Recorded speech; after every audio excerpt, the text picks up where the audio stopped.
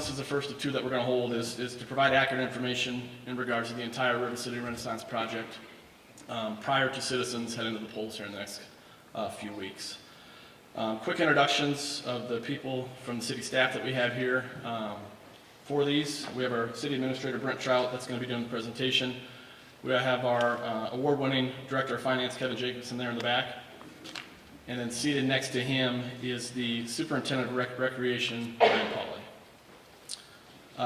The format of this is Mr. Trout's going to give a presentation. It should last approximately 30 minutes, and then we'll use the rest of the time until 8 p.m. For question and answers from the audience here. We want to be able to answer as many questions as possible tonight, so let's please keep the questions, 2 questions, really not the time and place to vouch for or against the project. And I know there are several candidates here in the upcoming city elections, so just a reminder not to use this time to campaign. We certainly welcome the questions you may have. So with that, I'll turn it over to our city administrator, Brent Trout. Thank you, Councilman. Well, welcome everyone. It's great to have got to this point where we're having this opportunity to discuss this project. I'm going to go through a lot of this information has been presented in one form or another, but I think at this point what we're looking at is providing the information as we have it now with the project. This is what we're submitting to the state in our amended application as we look to move this project forward. So the first thing I want to cover is what were the guiding principles for our decision to go ahead and move forward with the River City Renaissance project. The first thing, we were looking at a project where we could try and get to the point where there would be no property tax increase in order to do the project, the various components that were there. Whether you look at what we did with G8 and considering that project, or this project, that's been our overarching consideration. It's part of the reason this project is in the downtown urban renewal area, so that we can utilize TIF funds that are created by the new development that occurs. Also, we wanted to create critical mass downtown with these new facilities, which would provide new economic activity for the downtown and, of course, for Southbridge Mall. And lastly, we knew that the youth hockey group needed to have a new facility in order for them to continue. We talked about their issues they have with their facility going forward, and this was an opportunity to meet that need and also provide other entertainment opportunities. So what is the Iowa Reinvestment District Act? Well, the state approved about $100 million to provide out to communities for the purpose of encouraging tourism and reinvesting money in Iowa cities. Eligible projects were large projects. You had to have a project that had a $10 million minimum investment, and often, and most of them, if you look at those that have been approved already, relate to tourism. The funding mechanism was a tax credit. It relates to the state sales tax that's collected on every sale, and also the state hotel motel tax credits. So we utilize those funds each year as they're created. They're put aside and given to the city to use to pay off our bonds that we'll sell. Right now it's in the neighborhood of 12 to 13 million. Everyone that had applied in the last round, that's included us, has been approved other than us. Sioux City was approved last month. So the last one of the original 5, or the second round of 5 that were approved. There were 3 others that were approved earlier to our application being approved.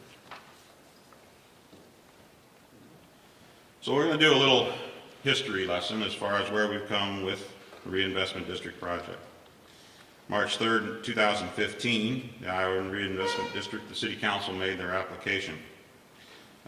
We provided that to the state, and then in June, the state gave the IEDA board gave their approval of $7.1 million in funding to us.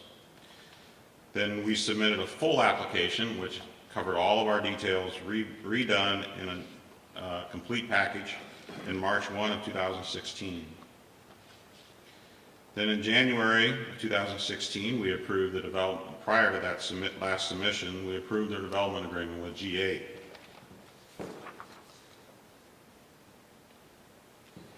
May of 2016, we needed to provide an extension to G8 in order for the project to continue. We did so, approving their project deadline, a new project deadline of October 31, 2016. In June of 2016, we were approved preliminary for the $7.1 million in funding. October 31 of 2016, G8 defaulted on the development of the hotel and the mixed-use project. December of 2016, the City of Mason City terminated the development agreement and the land was reverted back to us. On January 20th, 2017, we sent out requests for qualifications for others that might do downtown development. March 1, we received 2 qualified submissions, and on March 21, the City Council approved to move forward with negotiations with Gatehouse Capital as the hotel developer. On May 11th, the City Council approved an amendment to our downtown urban renewal area which would allow us to do the Gatehouse projects. Originally, when the downtown urban renewal area was approved, did not include the Gatehouse project, it only included the G8 projects. So we needed to add that in. September 15th, the City Council set public hearings for approval of our development agreements with Gatehouse. September 19th, the City Council approved to add 2 referendum election items to the ballot for the November 7th general election. And then we're scheduled to have our election on those items November 7th. So the next thing I want to do is show you the area. The state with the project allows a 25-acre area to be captured as a reinvestment district. When whatever is done in there regarding sales tax and hotel rooms that are sold generates money for us. So in yellow, you see the outline of the area. So right in there. We needed to include Music Man Square. The old one was further north. You know, it included the hotel was going to be located next to City Hall. So we have redrawn the boundaries for our reinvestment district to meet the needs that we have with the new project.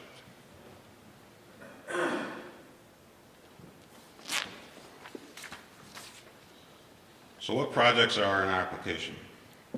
Well, we have the Hyatt Hotel, the new Meredith Willson Museum, the renovation of the current museum space into a convention area, the skywalk between Music Man Square and the new Meredith Willson Museum, the multi-purpose arena, and the Performing Arts Pavilion. It's kind of an overview. This was provided by Gatehouse to us, kind of an overview of where things are located. Most will know where we're dealing with.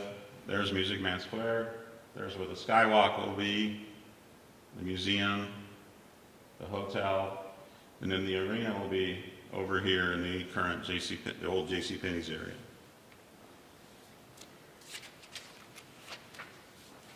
Well, and I should mention the pavilion is on the north side of the mall.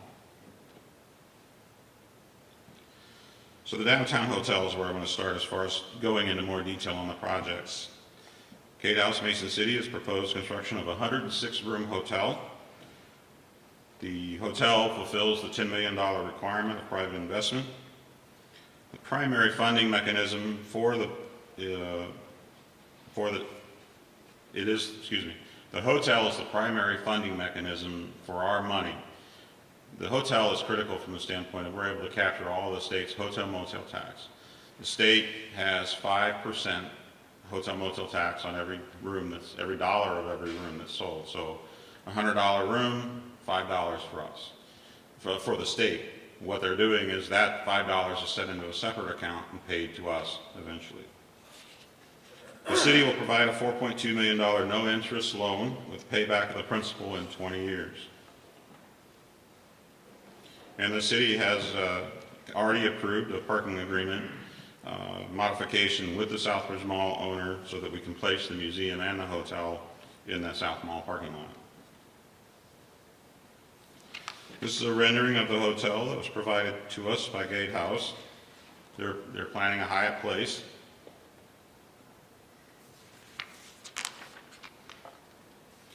In regards to the museum, it'll become the new museum will become a location for the artifacts and treasures that they currently display at the Music Man Square. The facility will be adjacent to the Hyatt Place Hotel and will be connected by skywalk to the Music Man Square. The estimated cost for this project is $1.5 million.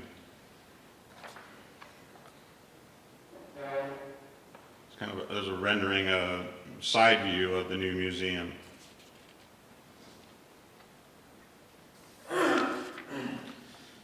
The next project to discuss is the Music Man Square renovation project for the convention center.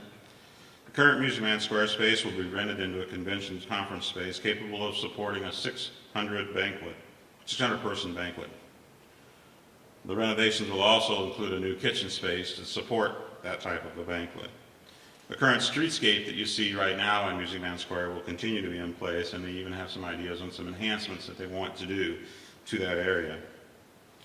The renovation is estimated to cost about $3 million, including the cost to package and move the artifacts to the new museum. It's kind of a dated picture of the museum, but I think everybody's seen it, but I wanted to put it in there. Now, we also have a skywalk. I think it's an important component of this project. Being able to access across between the different facilities without having to go out into the weather to fight traffic, et cetera, I think is an important draw to this facility. So we'll connect the two facilities together. The estimated cost on the skywalk is about $2.5 million. Here's a picture of that.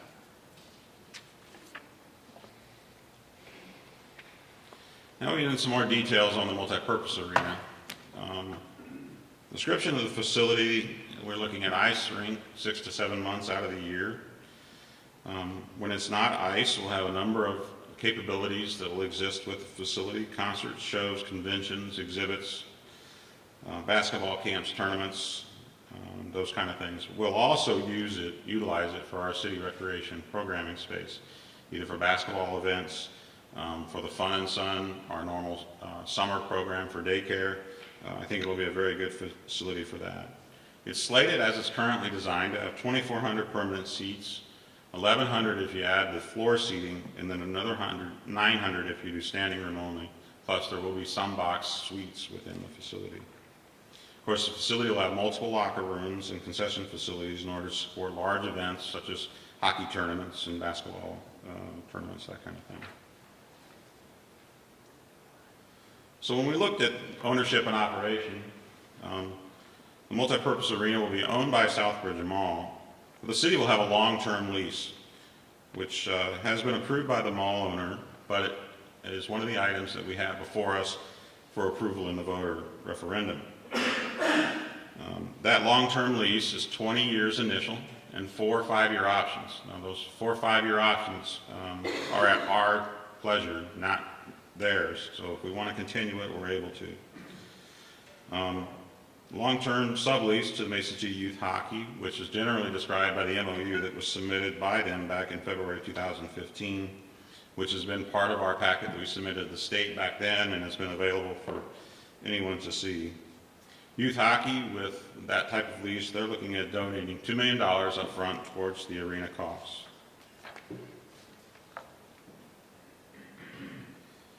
Next item I want to talk about, it's been brought up as part of the discussions, is the ownership and operation. Operation during the hockey season will be by Youth Hockey. They'll control usage of the facility during this time. They'll maintain the ice equipment, and the ice season will be approximately 6 months long. Basically, from what we've heard, from mid-September to first week of April, depending on when they want to start practice for the Bulls. That's primarily the driver there. Operations during the off-season of hockey will be by the city. It will be done by a new manager that we'll hire. They'll manage events that are booked. The booking of events has not been decided exactly, but likely it'll be a third party that will help us to do that. Not something cities are typically involved in, so we'll work to find some help in finding events that we'll want to locate there. And then the manager will oversee the concession stands during the hockey season. So now, questions have been brought up on occasion about the lease arrangement with the mall owner. Why it makes sense to build it and lease it. The mall will own the property and they'll pay property taxes on it, which provides the TIF financing for the city to pay off the loan instead of purchasing it. If we purchase it, we would have to utilize general obligation bonds, and that would increase everyone's property taxes. So in this way, we're able to take the money, the taxes that they're paying, and utilize that to retire the debt that we'll incur by building it. The lease payment is below what they'll pay in property tax for the first 5 years. And as I mentioned, it's a 20-year lease with 4 5-year options. When we look at types of facilities, oftentimes we're doing bonds for 20 years in order to do projects. So by having a lease of 40 years, we're clearly allowing ourselves to get full usage of this facility, basically twice long of what we would if we were selling bonds for another project. So it's an opportunity here for us to control, and as long as the arrangement continues to be positive for both, I wouldn't envision that our lease would ever end. The new taxes paid by the mall owner on the arena are projected to be $193,162 per year. And as you see there, the breakdown, the way we've done the lease, is basically it's a 2% increase to their lease amount each year, but broken down in 5-year increments. So it ends up being a 10% increase every 5 years, or the equivalent of 2% per year. As you see, the first 5 years, they're paying more in property taxes than what they'll actually receive in rent.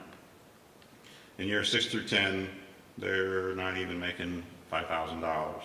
And it was set up that way with the idea that in the beginning, they're going to see a benefit. They're going to see others that will want to locate in this mall to be around this facility. I'm just going to flip through. We got some pictures. Some of these you may have seen already, but this is what it would look like entering from the mall into the ice arena.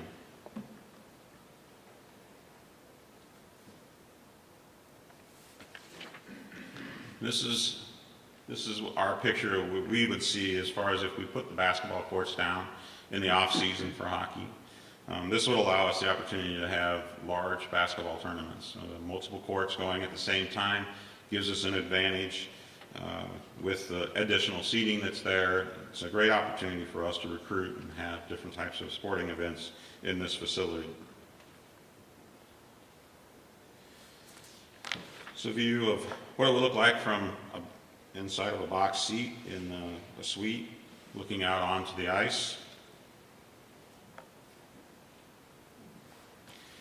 And this is what we want you to envision if we had concerts in this facility. You put the seats down on there, and you got a stage at the other end, and this is seating for about 3,500 people the way it's designed currently.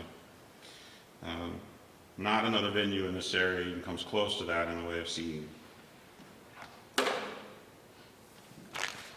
And no, that's not a removable roof. It doesn't open. It's been asked, so I always comment on it. This is just to give you an idea of what you'd be looking at for an overall view of the facility inside of the JCPenney's area. So moving on. Well, how are we going to finance this arena? Well, we're expecting a cost right now. The cost we've been given is $12.55 million. If we receive $9.5 million from the reinvestment district, we think we'll end up in that ballpark. We don't know for sure. That's up to them to finally decide. But we're guesstimating in that area given on what Sioux City's received. So $4.75 million of Iowa Reinvestment District money. 4.1 would be city TIF money. Hockey is dedicated $2 million worth of funds or equipment that would offset the costs. $1.2 million would come from our local option sales tax fund, and $500,000 has been dedicated by Saragordo County towards this project. And then you can't have a facility like this without looking at what the long-term responsibilities are going to be. Southbridge Mall owner will be required to pay their taxes for the new valuation created by the multipurpose arena. And the city would pay its lease payment. Maintenance and repairs on the inside of the arena will be at the expense of the city. So if a chair breaks, we got to fix the chair. If we fix something in the bathroom, that's our responsibility. Expenses related to the external skin, air conditioning systems, those types of things are the responsibility of the mall owner.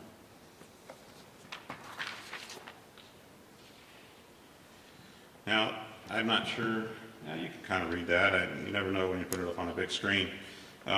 This is the pro forma that we have put together relative to the operation of the facility from a year-by-year basis. It generates what we figured about $8,561 on the plus side for a year. Obviously, we've not operated this facility, so this is our best guess. Now, this wasn't just a guess, though. We visited Waterloo, Young Arena, back when we first were looking at this project. I visited with them again. Actually, there was an original version that had about an $18,000 plus side. We looked at, again, what Young Arena does for their staffing, and we've reduced what we believe to be a plus side. There's more new salaries in here relative to part-time labor that's necessary in order to support the games, hockey events that occur there. One of the things you'll see there is the city will be doing the concessions and the beer sales. We'll have an arena fee. The arena fee will be a fee on each ticket for each event that happens at the facility, and that is there in order to help fund. Most time these arenas don't make money, so that's what we need to do in order to get us to the point where we can at least break even. Expenses, the other thing you look at in the revenues and expenses side is the fact that you have the full utility costs, which we gathered from Young Arena. But you also have the fact, if you look above the utility fees, half of the year there's utility fees. That's youth hockey paying for the utilities for the facility. And that's part of the way the lease arrangement works. Now obviously there's a lot there, and if you want to break down those numbers and go into more in depth, we can talk about each of those and how we came up with them. But primarily we looked at a similar size arena, both size and seats and number of events, to provide us this performance. Next project is Performing Arts Pavilion. We're obviously in need of a location, a permanent location, for the rest of the band to perform based on the size of our band. They've currently been using the plaza area to do their performances, and we find it to be very appealing acoustically. So we'll take that to the next level by actually creating a performance pavilion at that location. The new pavilion is also another opportunity to find this entire project to benefit another audience. And it's an opportunity to redo the north facade of the Southbridge Mall. Estimated cost of construction for the pavilion is $1.65 million. And there's kind of a rendering of it. The other advantage we look at with this pavilion that we're looking at is that it will have indoor and outdoor performance areas. So not only will it be there nice for having an event on the plaza, but if the weather turns bad and we need to go inside, the mall is a great location for us to be able to do that. So you create an indoor stage, and that gives you the opportunity to continue the show.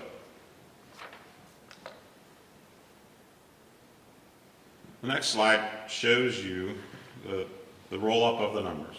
Very basic costs that we expect to see. Turns the project into a little over a $38 million total project if you look at all components together, both the hotel and all the other ones that we're a part of.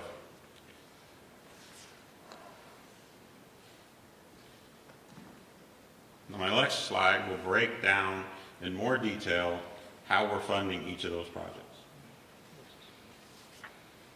So the hotel at $16,970,000, roughly $4.2 million is the city's interest forgiven loan. Paid back, in other words, the principal's paid back to us in 20 years. The other $12.77 million is to be provided by the hotelier. Music demand renovation, we're looking at about $1.8 million coming from the Iowa Reinvestment District and $1.2 million coming from TIF. The new museum we scheduled as a new structure, $1.5 million, will come directly from Iowa Reinvestment District.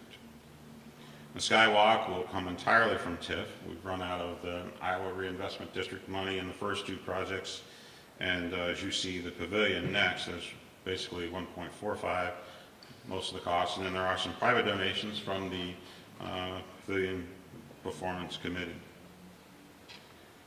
And then the multi-purpose arena has multiple sources, which I covered earlier. The rules regarding the provision of reinvestment district money require that your large retail project can only receive half of the funding. So that's why if we receive 9.5, we can only give 4.75 to the arena project. Now, there's a couple of assumptions that I put down in the bottom. I kind of covered this earlier. How much will we receive? Our request was for $10 million in our final application. I mentioned that it's generated by the state sales tax. That comes back to us as a credit, also the state's hotel motel. On the sales tax, it's 4 cents of every 5 cents that they collect. When it comes to the hotel motel tax, it's all 5 cents. The state will collect the money, and then they'll set it in an account for us and then provide it to us on a quarterly payment. That's currently how they do sales tax, local option sales tax for us. We'll put the money that we receive in an account, and then as we'll make the semi-annual payments on the interest and annual payments on the bonds and the debt that we have. We don't know, as I said, exactly what figure we're going to get, but we figure it'll be between 10 million and 7.1, and we think it'll be above 9 million.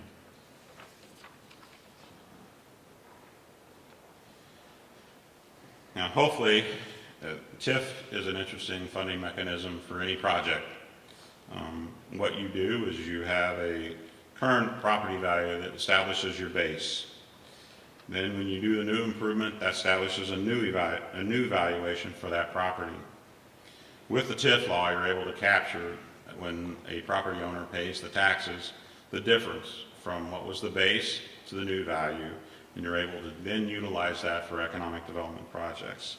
And that's what we're doing, both with the hotel and with the arena, since the arena is privately owned.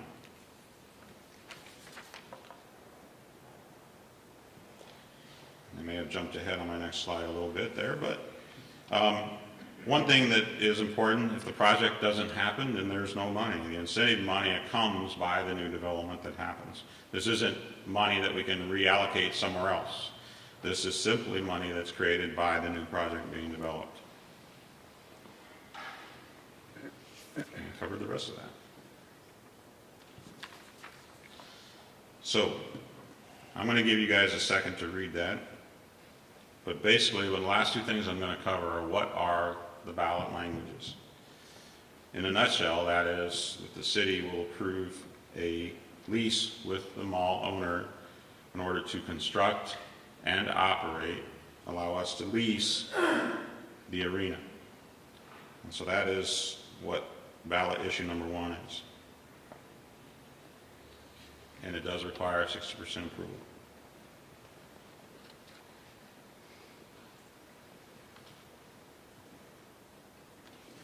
We go on to ballot issue number 2. It's a lot longer. But basically, it's the authorization to sell bonds by the city to fund the projects of the pavilion, the new museum, the renovation of the old museum into a conference center, the loan, provide the loan to the hotel developer, and provide the money to the pavilion. So that is the purpose of the second issue. That's the language the attorneys gave us, not my language.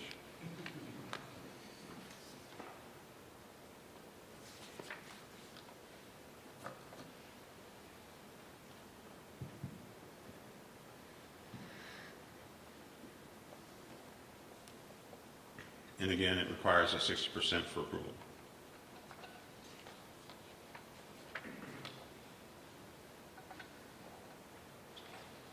So, what are your questions?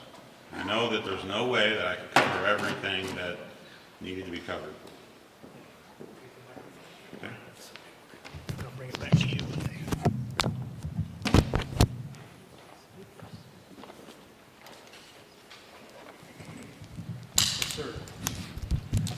Oh, okay. Hey, Brent, thanks for having a public forum tonight. I think it's great to be open and transparent. I'm Matt Marquardt. I want to thank the 3 council people for showing up.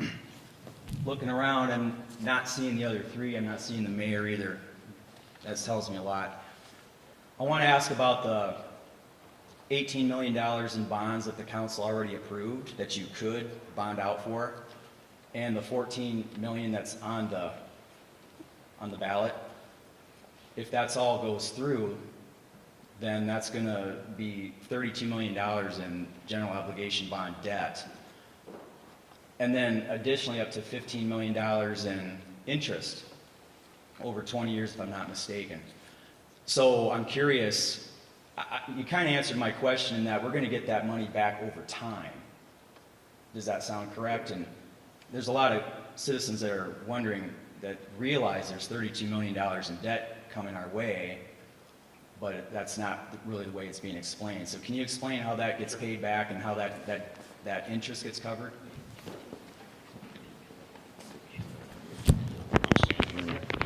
The first thing to cover is the fact that the 32 million will not likely be 32 million.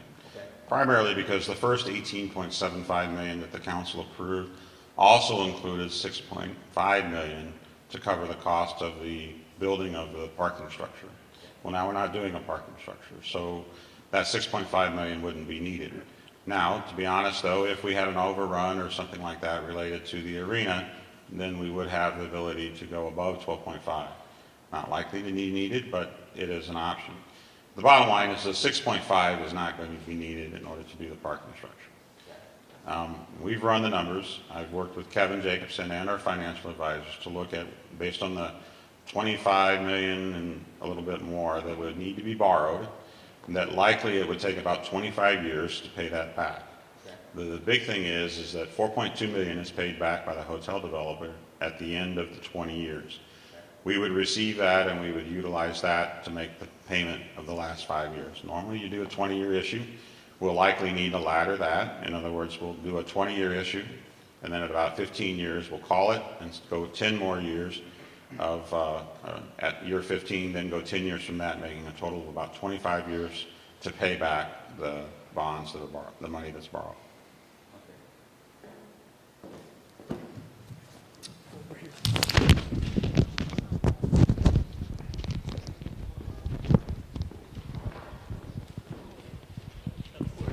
Connie? Pass it back to you here. There you go. Connie Samsel, Mason City. I'm not familiar with the current mall management, but the mall management preceding now, under Mr. Just, was not community-friendly or at all welcoming to the community and the activities in the community. Are we assured that the mall management with this project will be an asset and welcoming the community?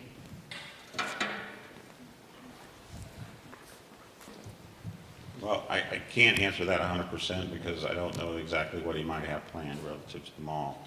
But I think that what I can say is he very much supports this project. He wants to see it done. Those are the statements that he's made to me. That's part of the reason why he was agreeable to lose a portion of his parking lot. He wants to see this project happen. And so I think in that sense, he's supportive of it within the community. But, you know, as far as specific events that would occur, I think that's really an operational thing for him. I can't really answer that question.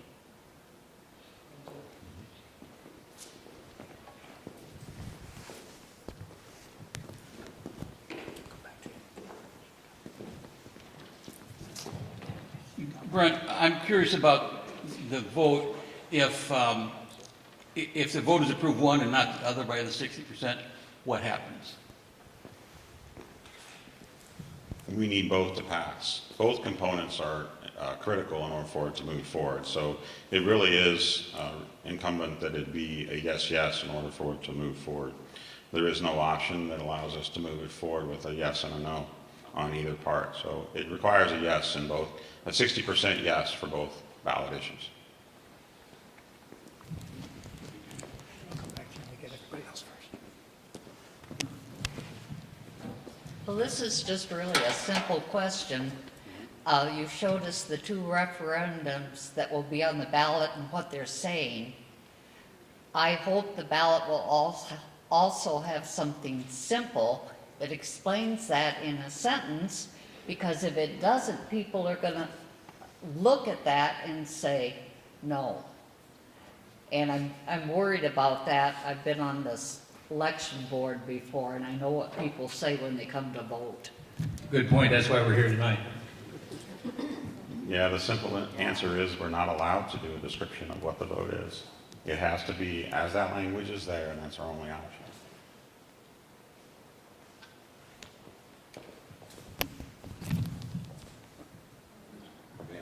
Oh, Vance.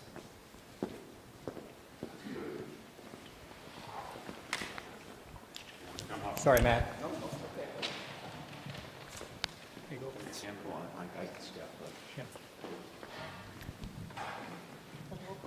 Vance Jorgensen, Mason City. Brent, I'm wondering if you possibly have reached out to the Yonker stores, or if you're aware of someone who has reached out to Yonkers to find out what their position is in all of this, and let me explain my concern. And let me preface this by saying, I assume Yonkers is doing just fine, but having said that, I don't know that for sure, and my concern is that, let's say this doesn't pass, and if for some reason, if it doesn't pass, if the traffic, the additional traffic that this would generate for the mall doesn't come to fruition, and traffic continues to dwindle, and we were to lose Yonkers as the other anchor, and then presumably the other stores have no further interest in the mall because there's not even an anchor, and then it all goes vacant, and vacant does not allow the owner to pay property taxes and it becomes abandoned. Has the city made any kind of contingency planning on that, what to do with a completely vacant mall that's gone? Do you have a way to replace those taxes that are being paid now? Do you have a fund to demolish the mall if it becomes vacant and blighted? And I'll turn it over. Thank you. Well, with regards to discussing with Yonkers, no, we've not had that discussion with them. I have talked to the mall owner, and he is in conversation with Yonkers as far as the project. As far as what we would do, there has been a lot of discussion about what options we would have for the mall. A lot of them are, I guess, I wouldn't say any of them are not viable, but I don't think that's what we're going to be looking for. I think we want to continue to have a viable mall. Some of them include turning it into housing, utilizing it for city offices. I mean, it's been a gamut of looking at what our options are should this project not work. But honestly, most of our efforts have been put towards making this project work, and that's where we'll be. Obviously, if it didn't follow through and there were issues with Yonkers, then we would need to really ramp up our discussions with the mall owner on how he moves forward. Can I just ask one follow-up question? Have you made a calculation about what percentage of the current vacant space in the mall that this Renaissance project would soak up and displace? Would the mall essentially, after existing tenants might be moved, would it be full then at that point? Or? I don't think it would be full because some of the tenants have already moved that would be required to move. The only tenant that would be required to move with the project that hasn't moved is Yonkers Home Store. And there was already a project the city council approved to move forward with moving the Yonkers Home Store over into the old the area that's occupied by the movie theater area. So that contingency is already there as far as moving to that location. So we would assume that's what would occur if this happens through. Yeah. Is Yonkers waiting for this perhaps to pass before they move? I don't believe so. I think there was a lease signed by them that not that long ago that they're not depending on this project to move forward. And again, my comments are not against Yonkers. It's a great store, and I hope we're here another 100 years. And you know, there are projections that as many as 25% of the malls in the United States could close within the next 10 years. That is malls that are not repurposed. And so I think Vance brings up a good question there, and that's one of the reasons we're looking at repurposing the mall. There's a question right back here. Jack. Jack Lehman. I was involved in the first board of directors for Music Man Square and am quite familiar with what is there today. My concern is if Gatehouse takes over almost all of Music Man Square except for the streetscape, where are some of those facilities going to be? You explained that the museum is planned to go on the easterly side of the westerly side of Delaware, and would actually become the support building for that west end of the pedestrian overpass. But I've looked carefully at the drawings that have been presented to date, and there isn't nearly enough square footage included in that new museum to provide the space needed for some of the future of Music Man Square. So we have all of the other activities other than the museum, and there are many, that what happens to them?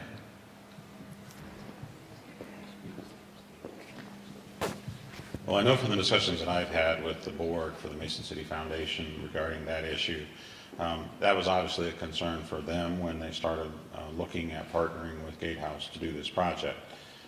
They've looked at different alternatives. They believe that a lot of the space will still be available from time to time for them to be able to schedule.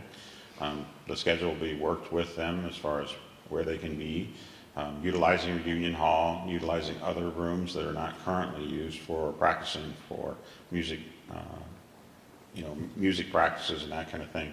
But also they're looking at other spaces that they can utilize that are not utilized, that may provide them a free or reduced amount to be able to do their rehearsing. And that, there are a lot of locations where they can look at for something like that. So in their opinion, they have options with regards to that, and so they're not concerned about being able to handle having enough space to be able to do their rehearsals and other types of musical programming that they do. And they believe that they can work with them regarding the location of the artifacts in the facility, and also working and partnering with potentially having some of the artifacts on display in the hotel itself to help, continue the theme throughout the hotel. Okay. You said that Gatehouse is paying for the renovation expenses of Music Man Square No. for themselves.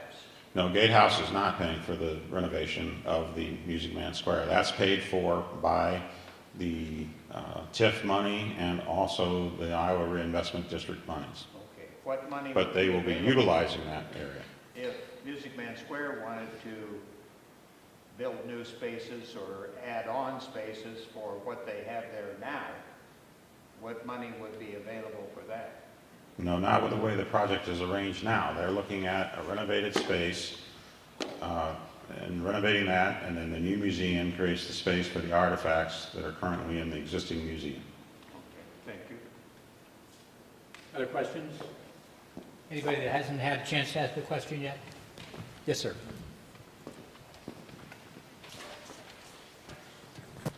James Lake, Mason City. I was wondering about the $2 million from youth hockey. What if that falls through? I mean, what if they don't get the whole $2 million? Is there a plan for coming up with the shortfall? Well, I was just at a meeting, not that, it was yesterday or the day before, and they've assured me they can accomplish that figure. But that aside, if they didn't, then we would utilize TIF financing in order to be able to cover that difference. And that's how we cover any of the shortfalls. This is an investment in our downtown area, and so this particular area is a blighted area, and we can utilize TIF money going beyond 20 years. In an economic development TIF area, you can only go 20 years, and we can do that longer than. And so this is an investment in order to improve the downtown area, so we would go longer than that, and any shortfall will be covered in that way. Other questions from? Yes, sir.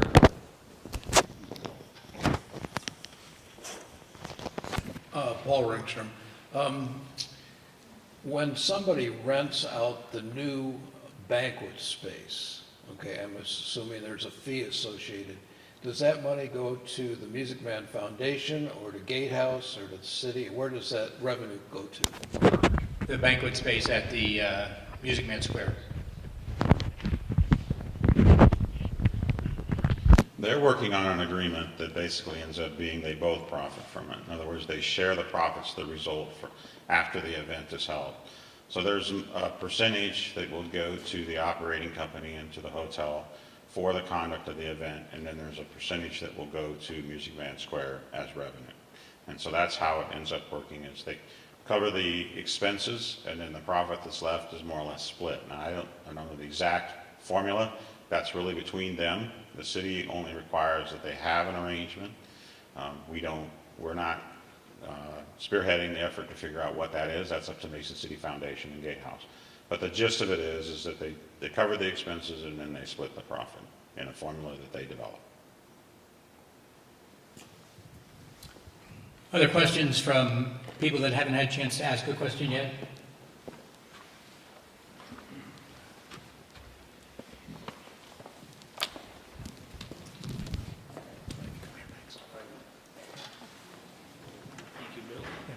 I got it. Okay, Mr. Trout, there's many unanswered questions here, literally. The two that I have right now would be, is there an interest, since there's $14 million worth of bonds being sold on the gatehouse issue, is there an interest included in that 4.2 million? I didn't hear that figure here. I know it's TIF dollars, but is there an interest associated with that since you're floating bonds? So the 4.2 is a forgivable loan, but do we need to add interest on that, and what would that figure be? And two, I've done extensive background on Mike Cohan from Great Neck, New York. His offices are in Florida. He owns a few properties close to us here, Story City. He had one in Worthington. I've done a background on him. How thorough of a research have you done? Just to follow up on Ms. Sampson's comments that we need a user-friendly owner there. What have you found out about Mr. Michael Cohan? And could you tell us about his track record and some of the issues he's had around the country? Thank you, Max.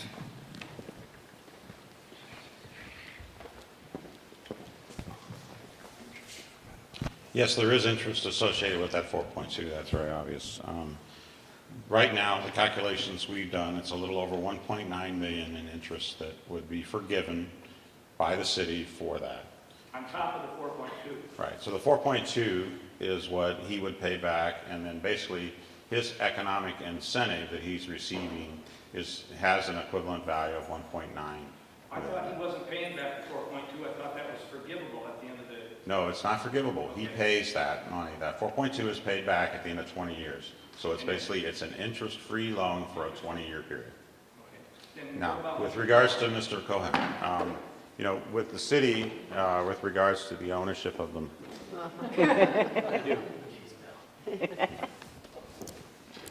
Testing. It's off. Test, 1, 2. All right, I'll talk loud.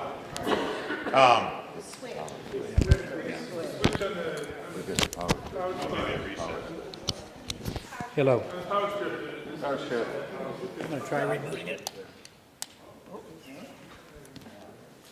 111.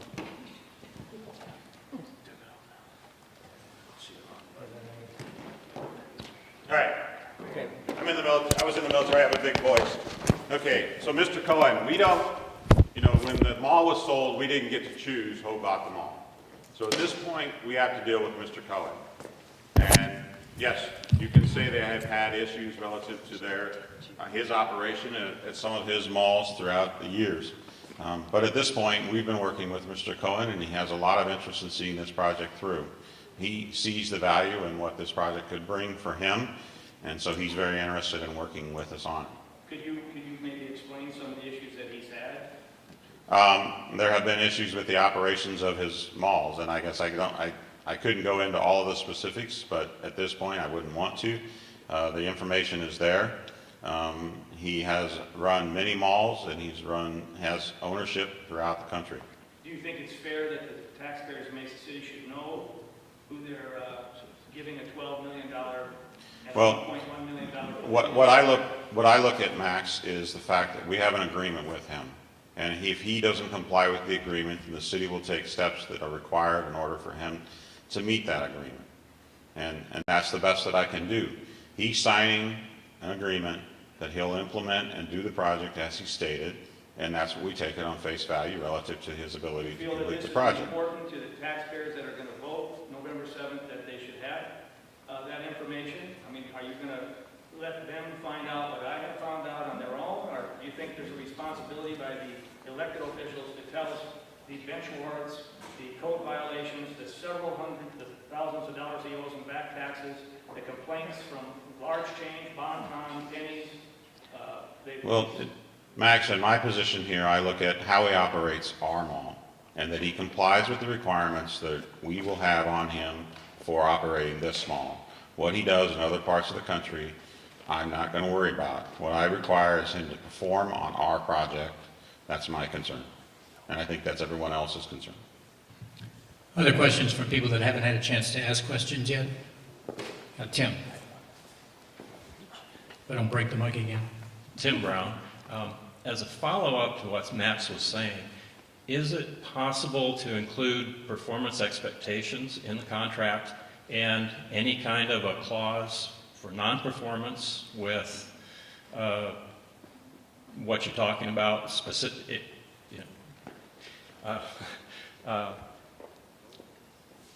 Performance requirements in the contract. Enforcing Yep. specific Yep, thank you. performance. Yes. Yes, we will. We will include those kind of requirements within any type of contract we do with anyone. We need them to perform, and we have to lay out the expectations that we have of them in performing relative to that agreement. So yes, we will have requirements set out for the owner of the mall to do the construction and to follow through on what's required of him. You know, he's receiving a big benefit by doing this in the method that we are. And so we're going to expect just as much out of him to complete the requirements. And follow with those requirements that you're talking about, that would be public knowledge before the vote so that we know what we're voting on. And we Well, I think they're in the lease agreement, if I remember right, and I have to go back and read the lease agreement again. It's been a while since we pursued that issue. I've moved on to the other ones, so, but a lot of those things are in the lease agreement, I believe. And if not, we'll shore those up. Other questions? And good questions, by the way. Yes, sir. Hi, stupid question. Is there like a sunset or expiration on the local option sales tax? Yes, I can't remember exact year. Kevin, you remember what year it's going to sunset? 23? Yeah, 2023 it will sunset. Was it 10 years right now? That's the city's local option. The local option that the state collects off this particular project wouldn't have a sunset associated. It's indefinite, yeah. Right. So we know there is, and that's the way it was set up. It's approved by the voters, 10 to 11 year increments. Other questions from, yes, sir. I can talk about it. Okay, go for it. If the project goes forward and the city fulfills their part of the bargain with the mall owner, if the mall owner decides to sell the property, are we still, I mean, will that lease hold? Yes. The lease agreement has the ability to assign to a new owner. So the new owner of the mall would be required to continue the arrangements that we develop in this lease. So those will carry forward to the new owner. Yes, other questions? Any other questions? Yes, ma'am. I'm curious how come we're making any changes to Music Man Square? Why we're taking the museum part out? Shouldn't the hotel just have their convention area in the hotel building itself? And I'm wondering about parking because I'm really a positive person, so we'll assume that the arena is full and the hotel is full and the convention's got something going on. So that is roughly 4,400 people, I think. So we're talking about 1,100 parking spaces, if you figure 4 per car. Where are they parking? Good kind of problem to have, by the way. Yeah, well, it is a great problem. Okay, the first question, the parking I'll cover and then come back. As far as why are we doing anything with Museum Man Square? Well, that was the proposal that was brought to the city. That was what was brought. That was what was worked out with the developer and Gatehouse. That was their vision that they saw, and that's what they pursued. They felt it was an underutilized area, that there would be a better option. It would set it itself apart as a convention space that would be desirable by many people. And so they approached Music Man Square, the Mason City Foundation, about their idea, and Music Man Square agreed that that would be a location that they would like to pursue. So will they be renting the space they're using from Music Man Square? How's that? What they have is an operations agreement. So in other words, they have an agreement that the space will be renovated, and they will have an agreement relative to how it's operated, when it can be utilized. They'll have ability to schedule the events there, and so that's how it's set up. Second, with regards to parking, the parking obviously is a concern of mine as well. We've looked at that, the amount that they need to give up for the mall, but we've also know that we've already had initial conversations with principal about the potential usage of their spaces on the south part, south of the river, or south of the Willow Creek. And then we'll look at other options. But obviously, if both have events going on, we will be very tight for parking. So we'll need to look at that potentially down the future. But with the budget the way it ended up falling, there was no opportunity for us to look at designing or building any type of parking structure. With the other components that are there, we couldn't pursue additional parking at this time. Any other questions? Okay, we'll come back to Matt.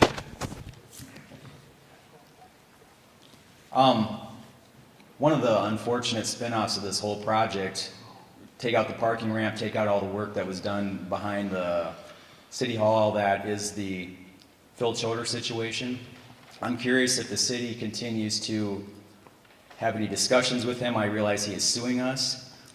Last I had traded some emails with the gentleman. He had indicated that he might build a hotel down the street to basically to the south of this location. Have you heard anything about that, or what can you tell us? Thank you, Matt. Right now, we have not had conversations with Mr. Choder about his hotel. We're ready to take consideration of his project if he brings it forward. We have initially, when he made his suggestions that he wanted to look at that south area along Federal Avenue, we made suggestions about where he might be able to do his project in order to make it work better with the flooding that occurs in that general area. And so we presented that information, and we have not heard further back from him. Further questions, John? I'm curious about the multipurpose arena, the hockey. If I understand it correctly, the Hockey Association will more or less own the space, shall we say, 6 months out of the year. And then who will own the other 6 months? That's going to be the city? Yes. Okay.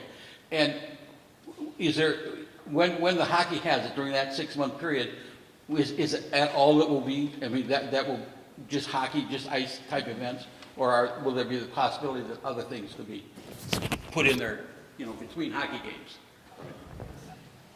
Well, if you look at their schedule, I've looked at it one other time, and they basically utilize the ice they currently have from probably before 6 a.m. until 10 or 11 o'clock every day of the week. So no, It's ice hockey. right, it's ice hockey. However, that would not preclude us, and I've told this to the Hockey Association, that if we had the opportunity to have an event in that facility that sounded good, I would not be afraid to come to them and say, are there any openings in this month that we could potentially have that? Now, they would have the right, based on the lease, the sublease that we'll have with them, to say no, it's not. But I also know that if there's an event, a lot of them may be interested in that very same event and be willing to make some adjustments in the schedule to allow for the event to occur. So I believe that to be a possibility. Now, it is not a guarantee in any way based on the way we've currently structured the sublease with them. One other follow-up to that, and somebody's asked me out on the road, will there be any provision for like free skating for just the general public come in and use? Free skating? Yes, they currently already do free skating, and they intend to continue that as something once the new facility is up and running. And one way to look at the 6 months that the ice hockey people will be using the facility is that's 6 months where the facility is already spoken for, where it's already rented. And so we only have to find events for the other 6 months of the year. More questions? Any other questions right over here, Vance? And I can speak up too. Okay, Vance, go for it.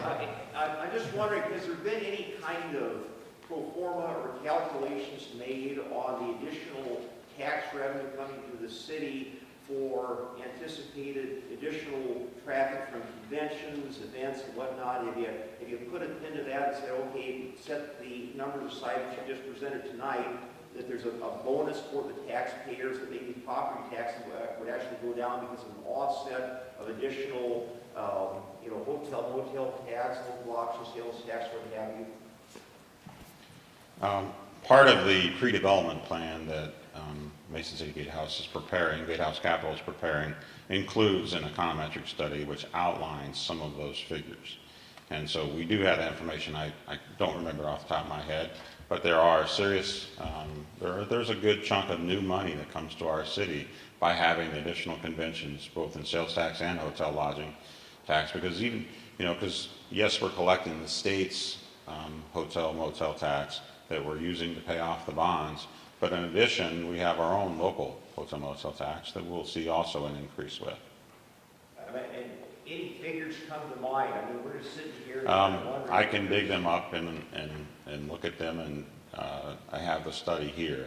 I can look, but it just doesn't come to mind. That might be interesting to know, because if it could actually reduce our property tax and why offset with some other income. Yes, because a portion of the local option sales tax does offset our property tax.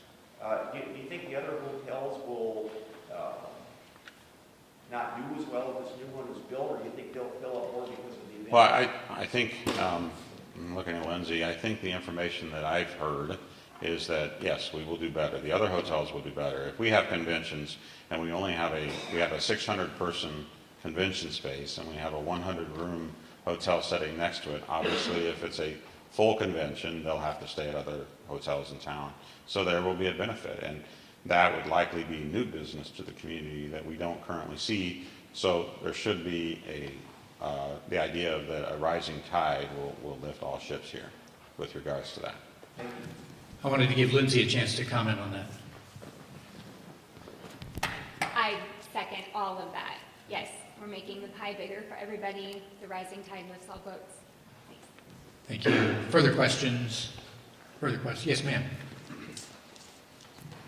I just wondered why we aren't considering the possibility of having a removable floor so we could utilize it all year long instead of having a 6-month or 7-month ice season. And then the other part of the year, you're talking about having basketball tournaments and that kind of thing in Iowa. Basketball season's in the winter when we have ice. So I just wonder how that's going to work. And if Parks and Rec is using it during that part of the year, where are they going to be the rest of the year? And are they going to be able to still offer scholarships and that kind of thing to local families if they are renting essentially 2 different areas?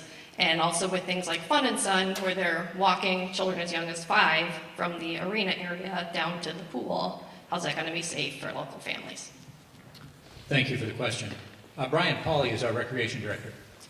I apologize, you're probably going to have to repeat some of that. The NCAA, I'm just going to flat out say, in lieu of all the stuff that's been going on with the scandals with the shoe companies, came out with legal recruiting violations on AAU tournaments. I believe 2019 is the last time they can actually be on D1 campuses. So they're going to be looking for communities, they're going to be looking for places that are going to have multiple basketball arenas, especially for AAU traveling. I think we set ourselves up in the perfect location between the cities, easy enough drive. So filling it up for travel team tournaments, AAU, stuff like that.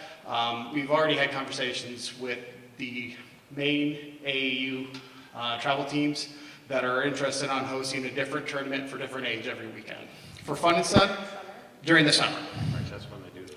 And that's when that's the primary time they do that, from like mid-May through mid-August. For Fun and Sun, to answer that question, we will look at our transportation needs with our kids.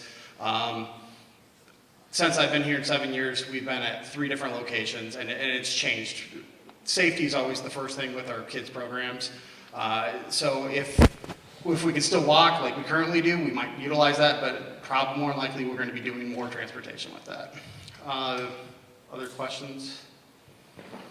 On top of that, did they answer all yours? As far as Parks and Rec goes, yeah. Where are you going to be the rest of the season? The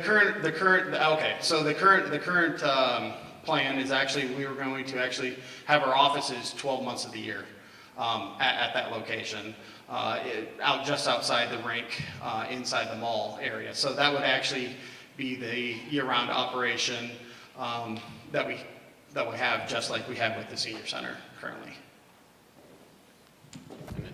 The other thing I'll add regarding having the removable floor, I think part of the reason that we look at that is there's no other organization that's donating as much money as youth hockey is to the project. And they have a specific need for that time frame. And so I think that's why the extra consideration is given to them regarding not having a floor that would allow us to use it year round. I would like to, and I think that that's something that, you know, is a follow-on purchase that needs to be made for this. See how it operates, see how many days. Let's make sure that it's justified to buy that special flooring that goes on top of ice to allow us to have an event during the hockey season, and see what times are available before we go and make that large investment.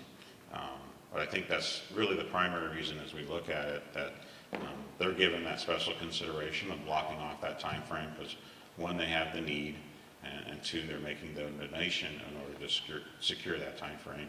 And then they continue to pay a lease payment to us in order to, from year to year for that period of time, and pay portions of the costs related to the 6 months that they have the usage of that facility. I know a lot of families that participate in ice sports are hesitant because of the fact that they don't have access to year-round ice. And as of right now, you have to, you know, take your children up to Rochester, Minneapolis, that kind of thing, because things like figure skating or hockey, you do have to have year-round to participate in. And for children to be able to excel in their sport, you know, they do require year-round training. So a lot of families have indicated their concern about not having access to that. Further questions? Other questions? Yes, Matt. Brent, you need 60% to pass this on both items on the ballot. Does the city have plans for an actual real marketing campaign out beyond this, which is great, by the way, we appreciate that you're having this venue, but does the city, in conjunction with whoever the Chamber of Commerce, Mason City Foundation, whoever Visit Mason City, will you have an actual marketing campaign to achieve the 60%? The Mason City says yes. People are running the campaign. The city per se, Brent and the city, we can't spend any taxpayer money on a campaign per se, nor will we. But there is an organization, Lonnie and the gang, and are working on a campaign. Bill, I do have a couple. Oh, yes, sir. Now, the one thing that we can do is we're recording, and there's another recording going here. Our intention is to, as long as the recording comes out well, to run this on Channel 4 so that those that couldn't attend tonight can see this information. We'll be putting frequently asked questions as we go through this process online on our Facebook page. And then the other thing we intend to do is to print a flyer that will go into our water bills that will be simply informational, the same information that I'm presenting tonight, and any other questions that we feel are warranted to be included on that. That will be simply an informational piece, and that'll go into the water bills for individuals to receive starting October 5th. And everyone will receive them. The last billing cycle is October 31st, so everyone should receive them prior to the election. Great, thank you. Thanks, Brent. Other questions? Yes, Max. Question, Mr. Trout, Mr. Pauley. What potential does the proposed $6 to $10 million standalone gym that the school board wants to build, how will that impact some of the programs I see you have listed here, high school games, wrestling, in your facility versus their new standalone gym? Not sure if final decision's been made by the school board on that. Right. I went to the last school district facility committee meeting, and that was not a project that was on the near-term horizon. Obviously, it's something that's been discussed, but the last I heard, it was not on the near-term project list. Well, the one thing I will say, too, is based on the discussions that I've been involved in on that the usage of that facility will probably be utilized strictly by the children that are involved in this Mason City School District sports. And I think the way they talk about the need for that is they'll fill that space on their own. And there wouldn't really be space for the other types of activities that will occur at this facility to be utilized there. Just to follow, between May and September, the letter of agreement with hockey says they can have it for 6 months or 8 months. If it was to go to 8 months, obviously that's 4 months that we have to generate $650,000 from this facility to pay for. Are you concerned at all? As I look at the casino and the surf and Nyack and the entertainment that we have around here, Treetown and Forest City, 5 days of free stuff at the July 4th at Clear Lake, Thursday Night Live, Friday Night Live, local venues, things such as the main event, and all theirs, I counted up this year from May to September, 225 events. I think there was one last night, there's one coming up again. Do we have, what I'm worried about is the $13 an hour jobs that we mostly have, the right sizing of the facilities, and the population that we have. I noticed this year, Barbecue Fest was down, numbers were way down in the fair at the same time. We just don't have the population to do that. So if the surf has got a couple entertaining things going on, the casino has something happening, and then you are bringing in one of your 26 events in that 4 months, 6 months, I'm just kind of worried about how that's going to balance out what the entertainment will look like for venue. I mean, we have pretty good entertainment around here, so I just don't know if there's enough of those things. I noticed Iowa did not fill out their stadium Saturday night. They were at prime time at night with the number 14, and there was 4,000, the register reported 4,000 unsold tickets. It's kind of an Iowa issue, population, and do we have enough to draw from to pull this off? As you know, Brent, in 2002 we tried to do this same thing, and again in 2011. And our consultants that we worked with said, no, we can't pull it off. The difference here is the Renaissance money. The upfront money gets to build it, but I'm real concerned about the right sizing of it and the revenue that will come in to support it when you're selling this as your number one thing, no tax dollars. What's your question, Max? My question would be, if you miss 2 or 3 concerts, we're in hot. Thank you. And that happens. We're not proposing 26 events during that time frame when it's not hockey. We're looking Well, I at... beg to differ. In your first one we talked about, Brent, Right, but that's not what we're proposing now. That's not what we expect. We're looking at... $1.2 million in beer sales, and you found that to be a little ridiculous, so you changed that too. You went to another source. That's data source from Austin. I have it all right here in your first... Well, when we look at the numbers relative to the number of events that we can have, we're really looking at one concert. We're really looking at one concert per month during the off season. A couple of comedy concerts, some of the basketball tournaments and those types of things. We're now looking at 24, 26 events. And when we run the numbers, we're taking that into consideration as far as our revenue stream related to that and being able to support the facility. One concert a month, you need to raise $600,000 in that time period. I can put the numbers back up and we can go through them in detail at Well, some point. I'm just skeptical how you're going to do that. All right, further questions?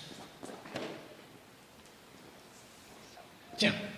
I'm not so sure this is a question as a comment.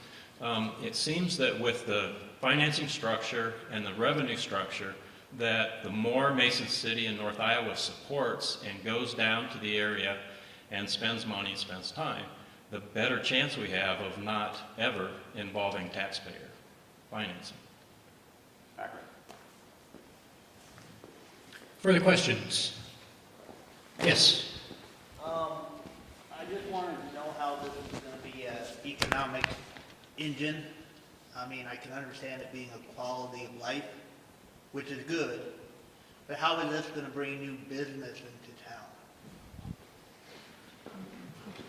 Well, I think the first thing it will do is it will strengthen any restaurant or bar or any type of retail establishment that's in the mall. It will strengthen them and continue to make them viable. So first of all, that allows us to keep what we already have in place. We need to continue to support. The more people we're bringing into town for these types of events will allow them to be stronger. But I think secondly, what we'll see is an increase in others that may consider opening a business, either locating in the mall or in one of the other stores that we have in the downtown area, in order to be able to do their business. They'll come up with an idea as a restaurant, bar, whatever, that would then allow that to happen.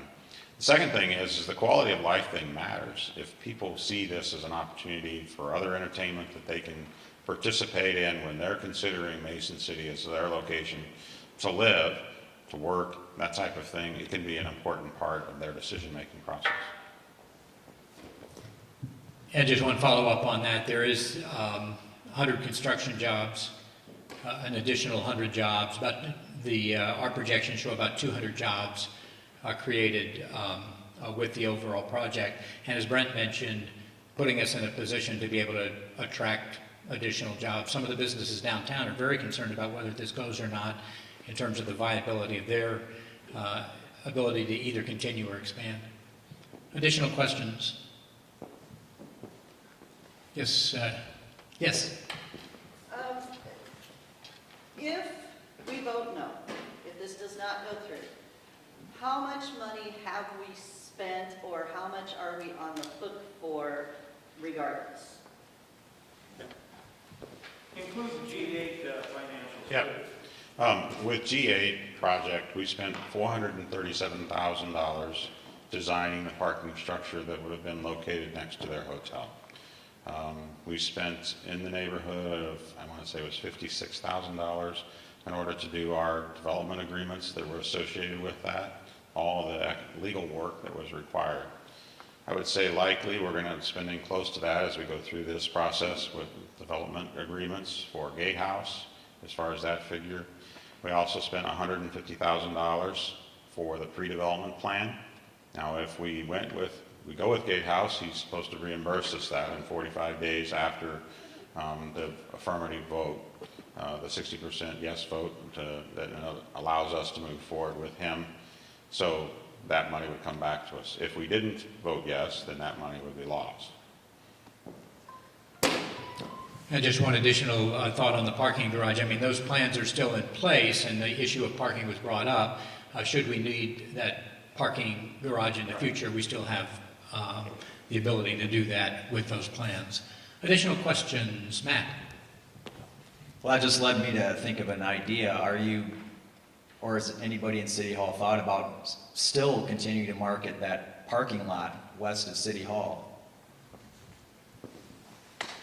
Yes, most definitely. We believe it's still to be the right location for development in the future. It's definitely a great location within the downtown and the community, and we believe that there would be folks. If we look at an office complex with office jobs, being able to find the parking necessary, likely we end up needing to utilize that design in order to house their parking needs.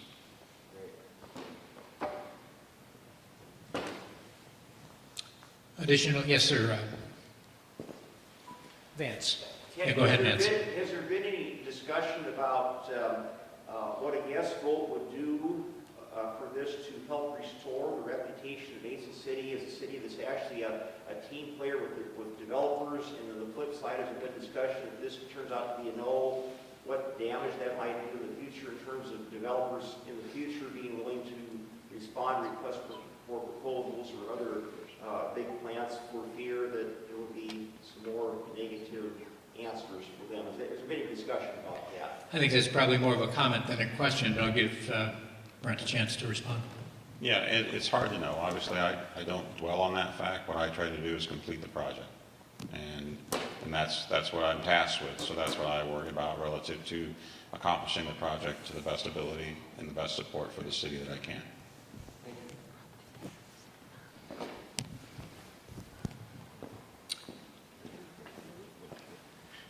Yes, sir, Riley. Yeah, I can probably speak up. You're fine, Bill. Okay. I'm Riley Dirksen. So, the question my wife and I kind of discussed was if, is there any projections, and maybe we don't know this because it's privately owned, but if the vote is a no, and the mall, which is in decline, ends up closing, is that going to be a big enough burden on the community that our property taxes will go up? Essentially, there's risk to anything, and there is some risk in this project, and I think that's people's concern, but if we do nothing, is it potentially a worse scenario in terms of property taxes? Well, obviously the mall is valued at a little over $4 million right now, and that's what they're paying property taxes on. So if the mall were not to close, we would face the possibility of seeing that number decrease. Likely as a vacant building that it would. So yes, there would be a reduction in the total assessed valuation for our community, which when you look at certain parts of the tax levy, such as debt service and those types of things, if we lose valuation, that has an impact on others, on raising everyone's taxes because there's a smaller pie, so to speak. When there's less people to pull the cart, everybody's got to pay more. Matt. The owner's on the hook for that tax no matter what. That's $60,000 a year he owes. It's gonna be $193. He's on the hook. I already talked to Brent about it, so no, that's not accurate. Plus, Kevin Jacobson's made it clear to me that due to the assessed values that have been risen in town through Dana Naumann's efforts through property assessments, we're going to be bringing in an extra $800,000 or more per year already in more dollars, so I don't see how that's possible. My question though, Brent, was the loop. Is there still a plan to make that a two ways instead of one ways, and how would this project potentially affect that? There is no specific plan. It is a concept. And at some point, the Iowa Department of Transportation will do their feasibility study to determine whether or not it would be better to have US 65 go along Washington Avenue as a two-way street versus being a divided street like we have with Highway 122. So that study hasn't been started. They are looking at hiring a consultant to conduct that study. Obviously, if we have this area, this is going to impact it, because now you would be diverting, it's going to be part of the discussion, you'd be diverting the main traffic away from what we're looking at putting as our jewel, so to speak, as you enter into town. So that would have an impact in the discussions. Additional questions? Yes. Will? I was wondering if the projections that you use, if they are based off of more of a local area in terms of people who may be coming, or the approximately 4 million who live within the 2.5-hour drive of here. How many live within 2.5-hour drive? 4 million, if you count the cities, Des Moines, Waterloo, Cedar Falls. Okay. I think that they look at the possibility of traffic related to the conventions that can occur and so forth being from a greater distance, and that people coming to those conventions would be traveling from a greater distance. So it is included in that. How many come specifically for tourism or something along those lines, I don't think it's as clear in the study, but obviously they're looking at the impacts that would occur related to the conventions that would be held here, and likely seeing many people that are traveling from greater distances.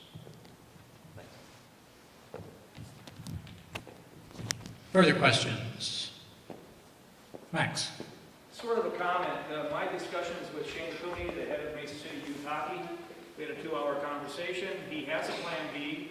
Plan B and their stats are $4 to $5 million for a standalone arena that they can do. Or they can go $1.2 million and refurbish what they have out there. I shared it also with the Chamber of Commerce. With less than 400 individuals in the community, 27,000 and a county of 45,000, it's less than 400 individuals actually skate in that arena. And we're going to spend $12.1 million for 6 months. I kind of question that too. With the squirts, bands, the figure skaters, the high school, the old timers, and the bowls, there's less than 400 people that use that arena. And when somebody mentioned earlier about public skate is 1 hour on Friday at noon, 1 hour on Monday at noon, and 2 hours on Sunday, which 70% of those do not happen because they have tournaments ongoing. Shane Cooney told me under no circumstances will there be anything on that ice during the 6 months to 8 months that they have. And that's a concern to me, and I think the city would be better off to maybe look at refurbishing what we have out there, working with the Fair Board. We know they don't want it, and the reason they don't want it is because the horses and the hockey arena have never gotten along very well. Time's an issue. But for less than $2 million, you can build a new horse arena, and you can refurbish the old barn, and it can go another 25 years. Max, I think you've made your position very clear, but did you have a question? Well, no, that's my comment. I wondered if you as a council members have even looked at that. I've discussed that with you many times. You've discussed that with me many times? Further questions? You've never talked to me. Yes, ma'am. You described the skywalk portion as essential. Can you tell us why that is? I think we look at it as essential, not a requirement, but as essential from the standpoint of that.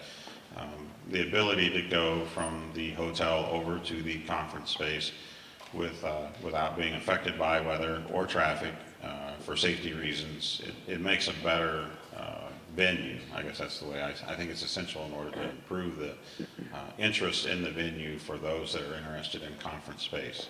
And so that's why I look at it as being something that's essential for really strong success for the program.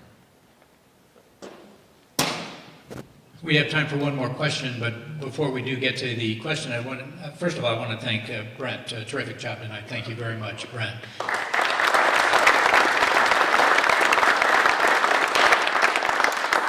And especially want to thank all of you for the great questions. I wanted to let you know that there will be another forum similar to this a week from Saturday morning, right here, 10:30 to noon. So if you'd like to come back, or if you've got friends that would like to come back, invite them. I understand there are also additional question and answer sessions and additional forums scheduled. Tim, you get the last question. I'm just wondering if you could explain how the synergy of the individual components create more, or hopefully create more as the whole, so that there's more money created because of the synergy of each of the individual components. And before Brent gets to that question, I did want to mention that myself and the city staff, along with Councilman Paul Adams, will be sticking around to visit more and answer your questions. Well, I think as we've looked at all these parts together and pulling them together, it provides the opportunity to have something we don't currently have in a 600-person banquet facility. Allows us to have large events, allows us to have sports and entertainment type activities that we don't currently now get to do. And so I think it improves that possibility, and I think they can all feed off of each other. Having the hotel that's in close proximity to the sports arena would allow teams or families that are coming to participate in those things to be able to have a hotel right across the parking lot from where they're going to participate. So I think that all those things roll together very well and provide a lot of opportunity for us to really market this unique, what would become a unique venue. Is there any way you can put all of these individual paperwork components on one website, on MasonCity.net, so it's easy to have? Right, we'll post this, yes. I wanted to give it before I posted it. And there's some architect's illustrations over here you're welcome to look at, and we'll stick around to visit afterward. Thank you all very much. Thank you.